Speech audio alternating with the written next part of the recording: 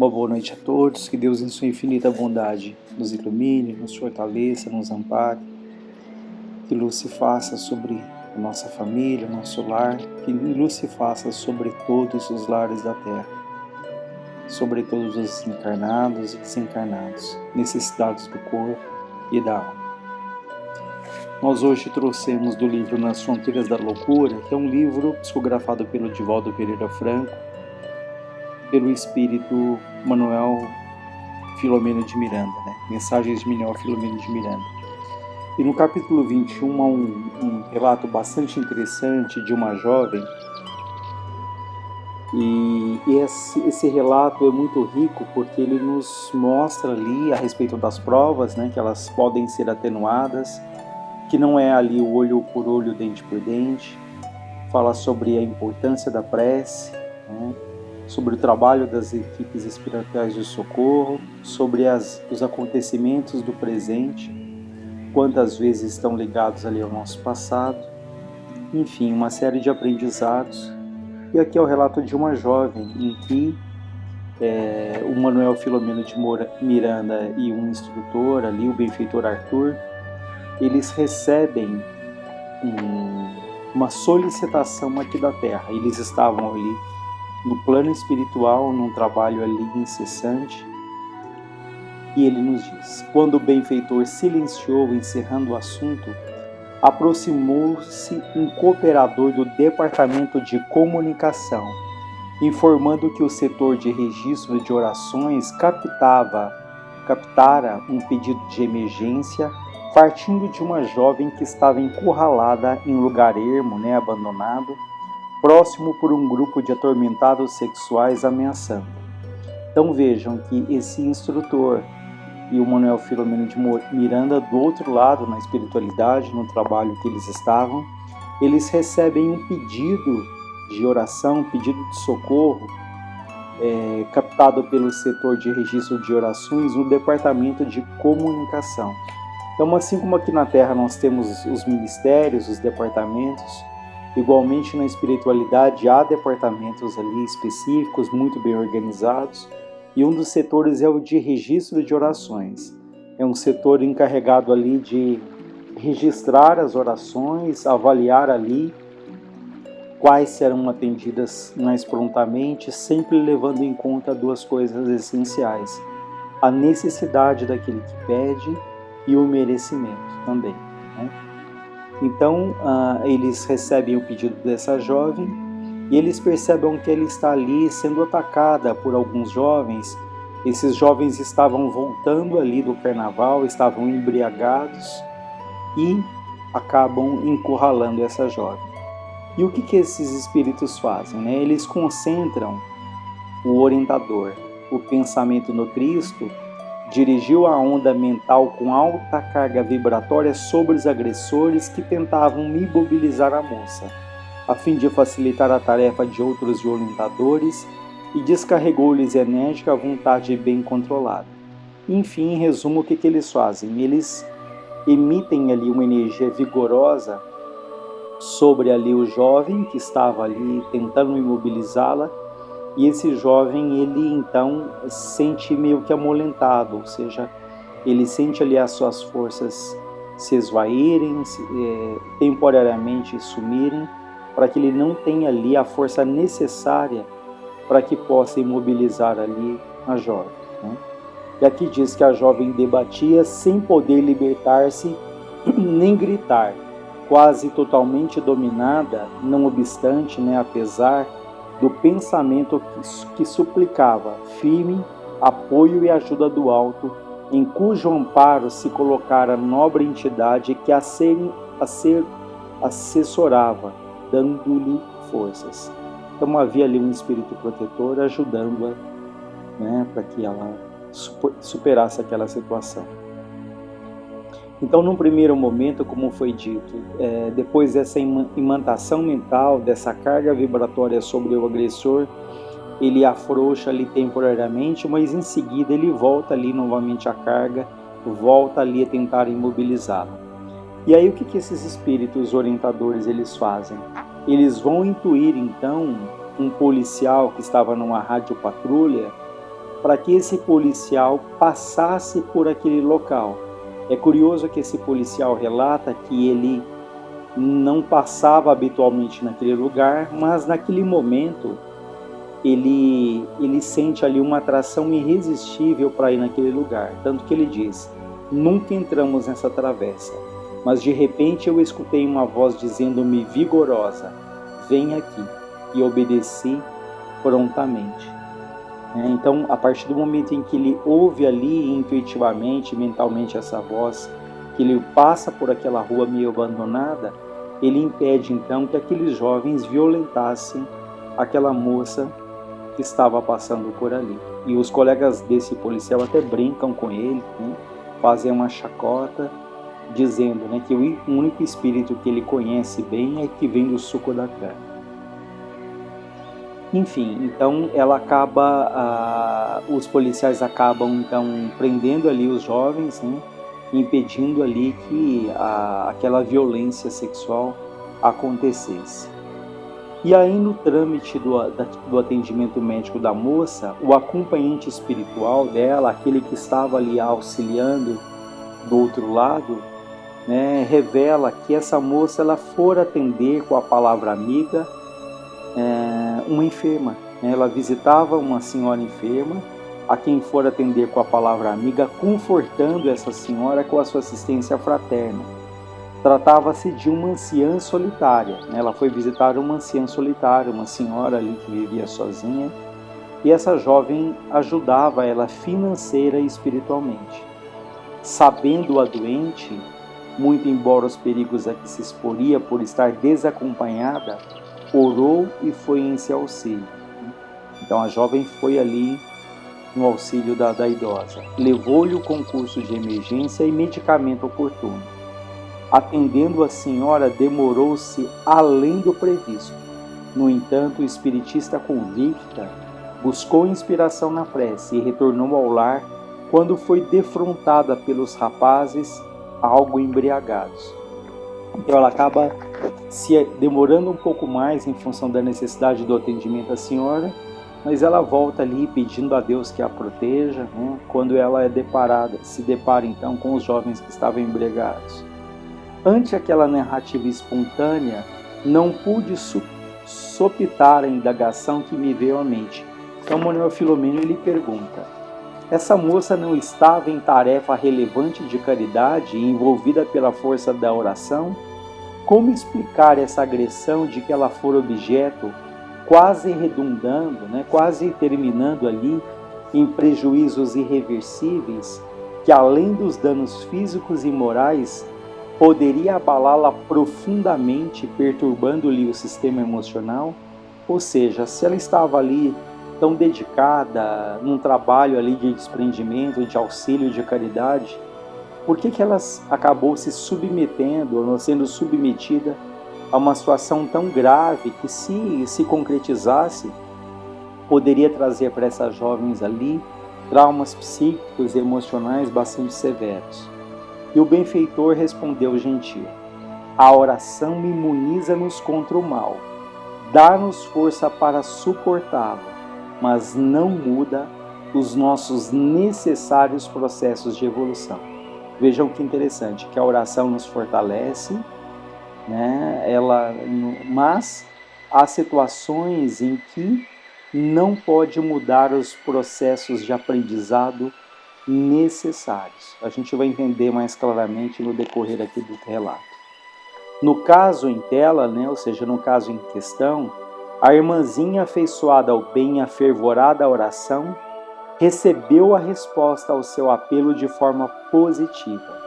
Liberou-se dos perturbadores da ordem, né, daqueles jovens embriagados, e graças à rápida aflição experimentada, anulou grandes porvindouros sofrimentos que lhe pesavam na economia da evolução, por erros graves cometidos na área da sexualidade e da prepotência que a infelicitaram, gerando muito dissabor naqueles que sofreram os desequilíbrios. Então vejam que ela trazia ali do passado muitos erros na área da sexualidade, a sexualidade mal canalizada, mal direcionada, e também da prepotência, né? E ela continua dizendo: sinceramente consciente da necessidade de depuração ante a luz do conhecimento espírita que lhe vitaliza o ser, ela dispôs-se à renovação pelo amor e pela ação do trabalho edificante, granjeando, conquistando méritos para ter mudado os fatores kármicos da atual existência. Então vejam que ela veio ali pelos erros da sexualidade, da prepotência do passado, ela veio sujeita a passar por essa situação tão difícil.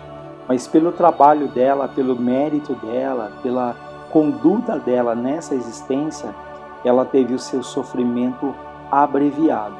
Ou seja, aquilo que falamos no início. Não é ali o olho por olho, dente por dente. Mas há uma frase que ajuda a esclarecer isso, que diz que um gesto de amor cobre uma multidão de erros. Então nós podemos, apesar dos nossos erros ali difíceis do passado, pela bondade de Deus, nós podemos ter as nossas provas atenuadas. Então vejam que no caso dela, ela veio sujeita a passar por uma situação tão difícil, mas por mérito, ela teve ali bastante abreviada, porque aquela violência sexual, ela não se concretizou, o que poderia gerar para ela ali graves consequências, como foi dito, psíquicas e emocionais também. Então, olha, pelo teor mental e alta dose de sincera unção da prece, ou seja, a prece que ela emitiu estava carregada ali de muito sentimento, de muita fé, Os sensores de seleção de rogativa, ou seja, os aparelhos altamente especializados que selecionam essas preces, registraram seu apelo que mereceu atendimento, e porque ela de conduta reta faz jus à assistência do protetor espiritual que a atendeu até a nossa chegada. Então vejam que até que esse espírito orientador e o Manuel Filomeno chegassem no local, já existia um espírito ali desencarnado dando o suporte necessário a ela. Sintetizando, resumindo, no momento de provação bem suportada, graças aos valores que já lhe pesam positivamente, graças aos valores que ela conquistou, ela liberou-se de largos testemunhos de dor e sombra no futuro. Observe, o amigo, que nem todos os que são surpreendidos em circunstância deste teor conseguem sair ilesos, o que a situa em excelente condição, ou seja, muitos que poderiam estar submetidos à mesma situação, talvez não sairiam ilesos, talvez não tivessem aí um amparo tão grande, porque talvez não tivessem o merecimento, porque lembrem que essa jovem nessa vida, ela ali desenvolve um trabalho no bem, caridoso, isso gerou para ela méritos, créditos, que impediram que aquela situação tão grave então se consumasse. O amor anula os erros e pecados, preparando o ser para testado, superar os impactos desagregadores do comportamento sadio. Então ela acaba ali, pela atitude dela, tendo ali tanto auxílio, tanto amparo. Do homem sempre depende o resultado dos seus empreendimentos, mesmo quando sob inspiração das forças negativas que tentam levá-lo à queda ou dos emissários do bem que o propelem para a conquista da evolução. Em verdade, nenhuma rogativa honesta, nenhuma prece, nenhum pedido honesto dirigido ao Senhor fica sem resposta de socorro imediato. Quiçá não chegue na forma que se pretende, mas conforme é de melhor para o necessitado, o que expressa o grau da sabedoria que responde. Ou seja, todos os nossos apelos, eles são ouvidos, mas nem sempre a resposta vem da maneira como nós gostaríamos, da maneira como nós desejamos. Então, muitas vezes, vem de outra maneira, até de uma aparente decepção, mas que ali Deus, na sua infinita sabedoria, sabe exatamente em que momento as coisas acontecem, de que maneira as coisas acontecem, mas sempre elas vão acontecer de acordo com a nossa necessidade, com o nosso merecimento.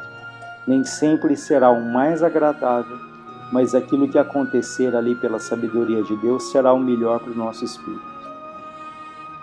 Então nós devemos pedir sempre nas nossas orações, não que os nossos pedidos eles sejam todos atendidos, mas pedindo ali a força, a sabedoria, pedindo ali a serenidade, mas acima de tudo pedindo aquilo que dizemos no Pai Nosso, que a vontade de Deus seja cumprida, né, que tenhamos a lucidez para compreender essa vontade, porque Deus, na sua perfeição e no amor infinito que Ele tem por cada um de nós, Ele sabe exatamente aquilo que cada um precisa. É por isso que não comparemos a nossa vida com a dos outros, porque cada um tem ali a sua trajetória, cada um tem um passado diferente, cada um tem uma história diferente, e cada um ali vai receber de acordo com o que Deus melhor aprover, naquilo que for melhor para o nosso crescimento. Então por isso que ele fala que nenhuma rogativa honesta fica sem essa resposta. Ele diz ainda: felizes aqueles que pedem ajuda, sem orientar o tipo e a forma de auxílio que desejam receber, orando pura e simplesmente, numa confiante entrega total de amor e de fé. Ou seja, felizes aqueles que pedem um auxílio, mas não determinam, olha, eu quero que isso aconteça no tempo que eu desejo, mas aqueles que pedem e entregam ali a Deus com fé e confiança. Aquela frase que diz que nós devemos semear, nós devemos plantar, fazermos aquilo que está ao nosso alcance, mas a colheita, essa nós colocamos nas mãos de Deus. Então, a partir do momento que fazemos ali o nosso melhor, nós vamos procurando confiar que as sementes elas vão germinar, que a colheita vai acontecer no tempo e nas condições que Deus melhor ali achar que é para cada um de nós. Enfim, eu acho que é um relato bastante interessante, então, que mostra que não é o olho por olho, dente por dente. Ele retrata então esse trabalho incessante, que assim como aqui na Terra nós temos equipes especializadas de socorro, do outro lado igualmente há essas equipes, né, que montam postos de amparo, de auxílio, que as nossas preces todas elas são ouvidas e que são atendidas, como foi dito, de acordo com a necessidade e com o merecimento, né? Enfim, é um trabalho incessante que se desenvolve do outro lado, né? E que, mais uma vez, reforçando que o nosso presente, muitas coisas que acontecem, se elas não têm a causa na vida atual, elas estão ligadas no passado. E dentro desse contexto, muitas vezes nós atraímos situações difíceis, porque esses erros do passado eles ficam gravados no nosso perispírito, né? Nas células ali do nosso perispírito. Por isso que nós vamos vir sujeitos a passar por determinadas situações. É importante deixar claro que esses jovens, esses que provocaram esse ataque, eles não nasceram para isso, né? O objetivo sempre de cada espírito, quando renasce, é o acerto, né? É o caminho do bem, mas nós estamos sujeitos, né, pelas nossas tendências, a atrairmos situações difíceis como que ela passou, né? Então, em hipótese alguma, a ação dele se justifica, né? Mas se ela passou por uma situação tão difícil, é porque também ela tinha ali aprendizados, né? Mas felizmente pela conduta dela, ela teve ali a sua prova minimizada. Então fica aí para a nossa reflexão. E se alguém tiver interesse, está no capítulo 21 do livro Nas Fronteiras da Loucura, que traz ali na íntegra esse relato dessa companhia.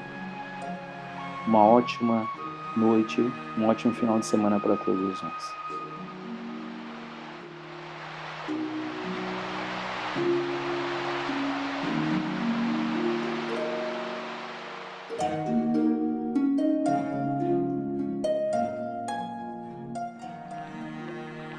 Boa noite a todos. Dando continuidade, então, ao encontro desta noite, vamos começar com uma reflexão sobre as causas do número de suicídios crescerem vertiginosamente.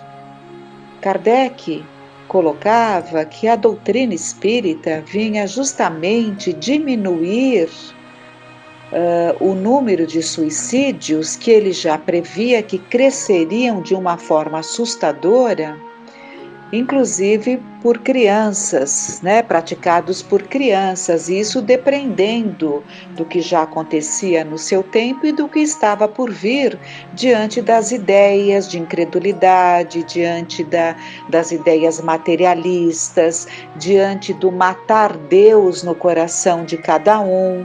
Então, tudo isso fazia com que Kardec vislumbrasse que o conhecimento da imortalidade da alma, essa riqueza trazida pela doutrina espírita, provando a imortalidade da alma, tão questionada por tantos, faria com que diminuíssem o número de suicídios, né? No entanto, de modo geral, somos tão difíceis, né, de acatarmos as ideias renovadoras, de acatarmos e sentirmos as bênçãos da esperança, buscando essa compreensão mais profunda da vida, nos afastando disso tudo que está aos nossos olhos, porque em todo lugar palpitam esses conhecimentos, essa verdade que insiste em se fazer presente para todos nós, né? O fato é que diante de tempos tão difíceis, que já vinham difíceis e estão acentuadamente difíceis, trazendo muitas angústias, muito desespero, tem sido muito grande o número de suicídios, né? E seriam várias as causas que conduzem o ser humano ao suicídio, todas indicativas do desconhecimento de como funciona a justiça e a misericórdia divinas. Materialismo severo, solidão, depressão, enfermidades incuráveis, violência, maus tratos, abusos de todo tipo, pobreza extrema, fanatismo religioso, negligência e abandono familiar, perdas afetivas, alcoolismo, drogatização, distúrbios mentais, desesperança, obsessões, né? São todas situações que levam ao suicídio. E Allan Kardec, no Livro dos Espíritos, ele coloca a incredulidade, a simples dúvida sobre o futuro, as ideias materialistas. Aliás, esse trecho não é do Livro dos Espíritos, é do Evangelho segundo o Espiritismo. A incredulidade, a simples dúvida sobre o futuro, as ideias materialistas, numa palavra, são os maiores incitantes ao suicídio.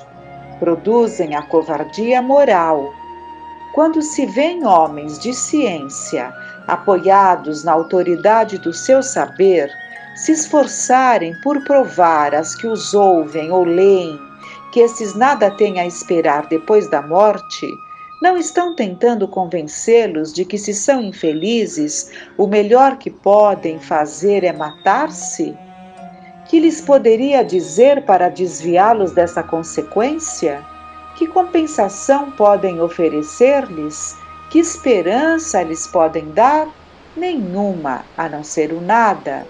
Daí se segue concluir que, se o nada é o único remédio heróico, a única perspectiva, mais vale cair nele imediatamente e mais tarde, para sofrer por menos tempo. A propagação das doutrinas materialistas é, pois, o veneno que inocula a ideia do suicídio na maioria dos que se suicidam. E os que se fazem seus defensores assumem terrível responsabilidade. Com o Espiritismo, a dúvida já não é possível, modificando-se, portanto, a visão que se tem da vida.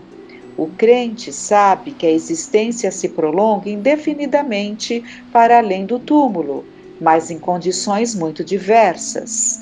Daí a paciência e a resignação que o afastam muito naturalmente de pensar no suicídio. Daí, numa palavra, a coragem moral. E no Livro dos Espíritos, na questão 943, Kardec pergunta aos espíritos superiores: de onde vem o desgosto pela vida que se apodera de certos indivíduos sem motivos que o justifiquem? Efeito da ociosidade, da falta de fé e muitas vezes da saciedade. Para aquele que exerce suas faculdades com um fim útil e de acordo com as suas aptidões naturais, o trabalho nada tem de árido e a vida se escoa com muita rapidez. Suporta suas vicissitudes com tanto mais paciência e resignação, quanto mais age tendo em vista a felicidade mais sólida e mais durável que o espera. Então, frisando mais uma vez, o que leva a esse desgosto? Efeito, quer dizer, consequência da ociosidade.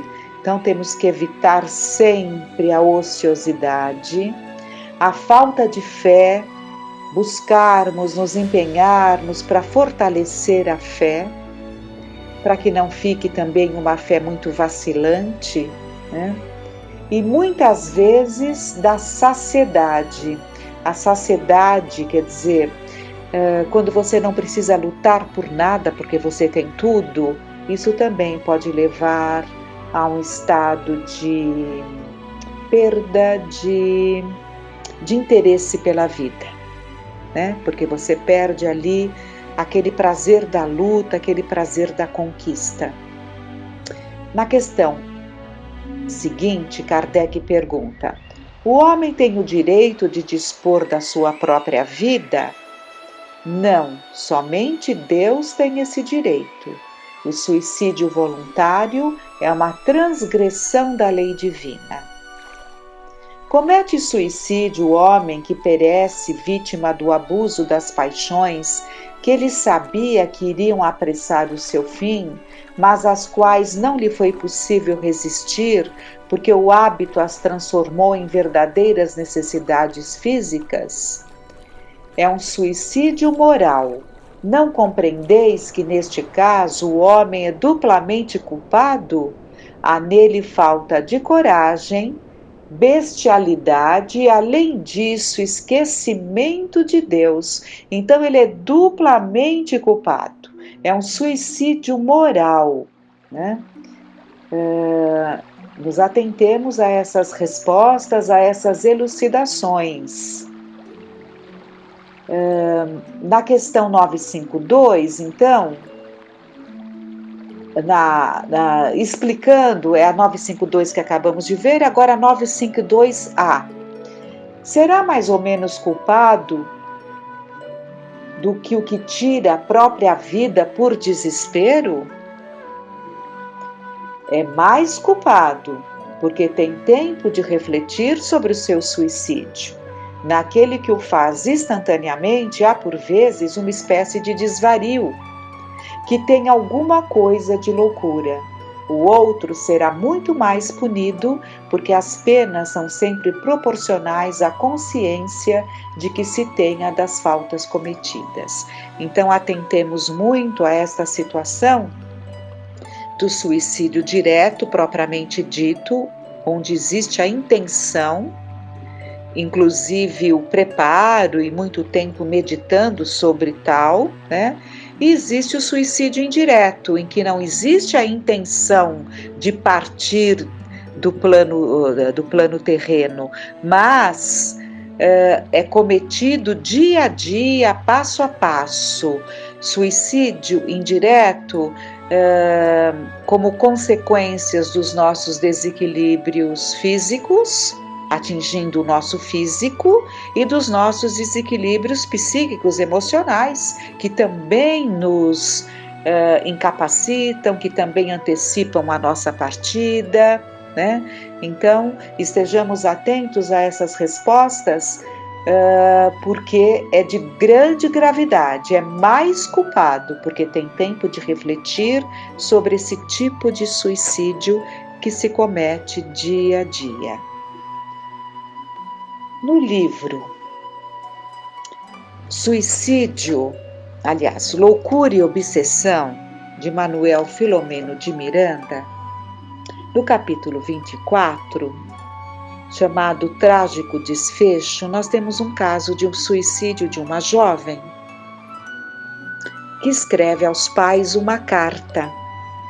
Então, Manuel Filomeno de Miranda, junto de Dr. Bezerra de Menezes, Manuel Filomeno estava ali buscando experiências em aprendizado junto do Dr. Bezerra de Menezes, e entre os trabalhos ali dos quais ele participa, ele vai visitar um necrotério, né? Ele surpreende ali o Dr. Bezerra de Menezes muito preocupado e o convida para dirigir-se com ele a um necrotério. E lá está um casal muito triste, muito abatido, né?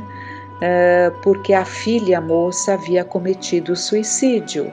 Então era uma dama de meia idade, como eles dizem, totalmente aturdida, e o pai, algo mais velho que a mãe, muito abatido, quase em estado de choque. E ele segurava 2 páginas de papel escritas a punho pela moça, pela filha, né? Inclusive, o Filomeno identifica que aquele pai era alguém que eles conheciam, era um médium de uma casa, de uma agremiação espírita que eles frequentavam, trabalhavam, viviam experiências naquela casa. E a carta? Vamos à carta que a filha deixa. Vamos pegar, como ele só coloca aqui no livro, a parte final. Olha, a missiva grafada com letra irregular, traduzindo o estado nervoso de quem a escrevera, terminava em dura sentença com pedido comovedor de perdão. Dirigida aos pais, após as palavras de amor profundo, ricas de ternura e dor, culminava dizendo: vocês me deram a vida corporal e sacrificaram-se por toda a existência, a fim de que sua filha fosse honrada e feliz. Nunca mediram esforços em favor da minha ventura, primeiro para depois a sua. Facultaram-me o título universitário e o excelente trabalho a que me tenho entregue com responsabilidade e consciência de dever. Devo-lhes tudo e amo-os com total empenho da alma. Todavia sofro muito, experimentando ignota e estranha dor que me macera revelar-lhes. Sou frágil nessa área, que é a do amor. Apesar de jamais ele me haver faltado nos seus sentimentos a mim dirigidos, a adolescência e a idade da razão levaram-me a buscá-lo em expressão diferente. Há pouco, quando o encontrei, passei a viver no mesmo momento um céu e um inferno, que agora alcança o seu estado máximo. O homem a quem amo e que me diz amar é infelizmente para mim casado e pai generoso. O nosso é um amor impossível na terra, exceto se nos dispusermos a fruí-lo no mar das lágrimas dos outros que não lhe merecem a deserção do lar. Fui forjada nos metais da dignidade que o seu carinho de paz modelou no meu caráter. Não é necessário minudenciar mais nada. Não podendo viver com ele, nem me sendo possível prosseguir sem ele, retiro-me de cena, preferindo sofrer a fazer os seus corações amantíssimos chorarem uma filha digna, a permanecer para desespero de muitos, inclusive de vocês, que pranteariam uma filha alucinada. Perdoem-me, anjos da minha vida, não pensem que haja egoisticamente esquecida do amor de vocês. Pelo contrário, atuo em homenagem ao seu amor e por amor também. Não avalio em profundidade a tragédia do suicídio. Tenho-o na mente há algum tempo e não o posso adiar mais. Eu optarei pelo suicídio moral, que culminará certamente mais tarde nesta forma. Aliás, tenho-o na mente há algum tempo e não o posso adiar mais, ou optarei pelo suicídio moral, que culminará certamente mais tarde nesta forma infeliz. Ele, o homem amado, ficará tão surpreso com o meu gesto tresvariado quanto vocês estarão ao ler esta carta. Mais uma vez, abençoe-me e intercedam a Mãe de Jesus, que tanto sofreu, pela filha que os ama, porém não suporta mais viver.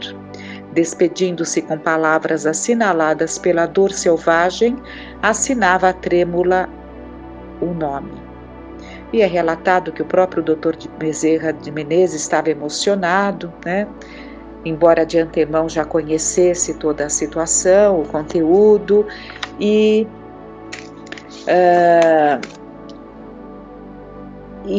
vocês vejam o que é essa loucura, essa alucinação. Ela faz uma carta dizendo que os ama muito, diz que não avaliou o suicídio, realmente não avaliou, porque se ela tivesse avaliado as consequências, ela teria percebido que por amor ela deveria ter buscado uma outra solução, né? Quantas vezes uma vida de renúncia, mas uma outra solução com certeza, né? Mas a loucura é tal, a alucinação é tal que não se percebe. E no caso dela,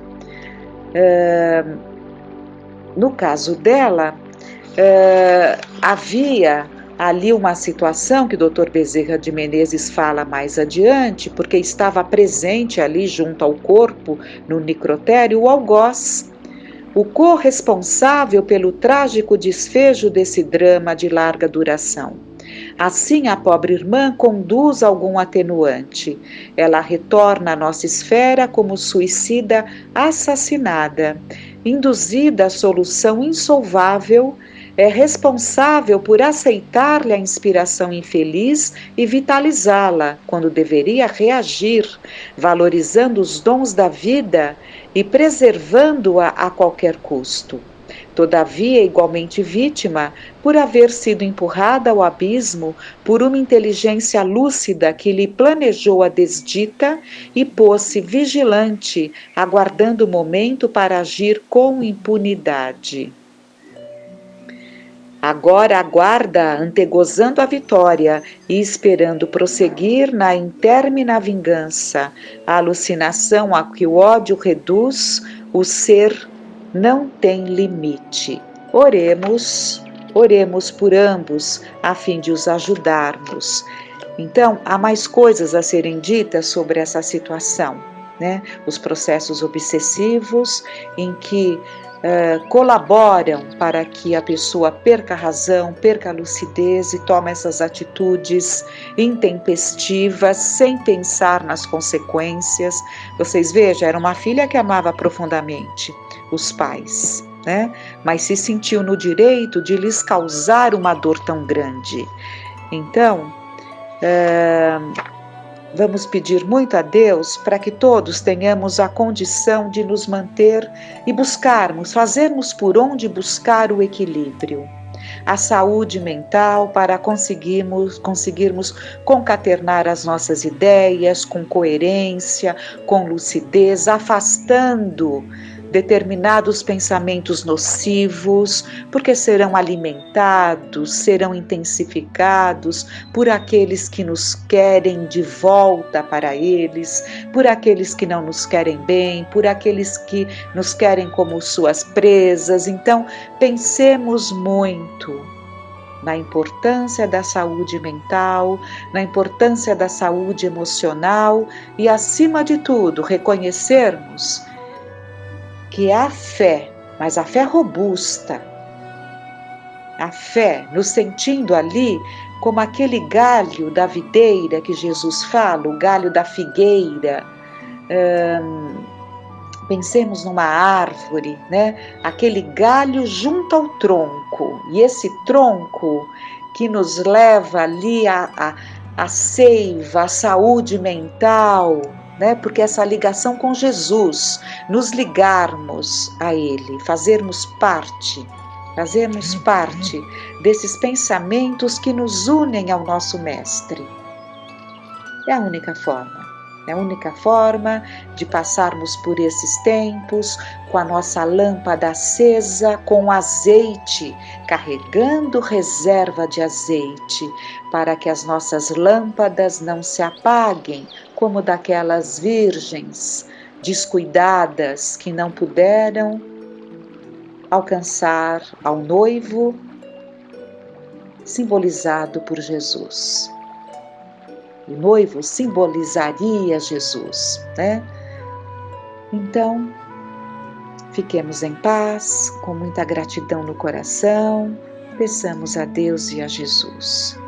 Tenhamos uma noite de paz.